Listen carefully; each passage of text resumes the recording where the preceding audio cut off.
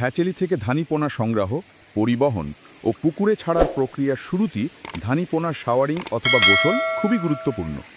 কারণ পোনা বিক্রির উদ্দেশ্যে সংগ্রহের সময় অনেক পোনার গায়ে ক্ষত তৈরি হয়। পোনা শাওয়ারিংয়ের সময় এই ক্ষত বা আঘাতজনিত সমস্যাগুলো সেরে যায় এবং পোনা পরিবহনের সময় মৃত্যুহার শূন্যের কাছাকাছি থাকে। এরপর পোনা সঠিকভাবে গণনা করে পলিব্যাগে দেওয়ার আগে পলিব্যাগের পানিতে মিথাইলিন ব্লু ব্যবহার করলে ভালো হবে, কারণ মিথাইলিন ব্লু পোনা ব্যাচের স্ট্রেস কমাতে সাহায্য করে। এরপর পোনা পরিবহন করে পুকুরে ছাড়ার আগে পলিব্যাগ সহ পুকুরে ভাসিয়ে রাখতে হবে, যাতে পুকুরের পানির তাপমাত্রার সাথে পলিব্যাগের পানির তাপমাত্রা সমান হয়ে যায়। তারপর আস্তে আস্তে পোনা পুকুরে অবমুক্ত করে উচ্চ প্রোটিনযুক্ত পাউডার জাতীয় খাবার প্রদান করতে হবে।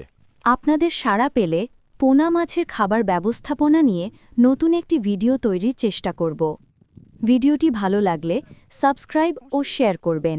ধন্যবাদ।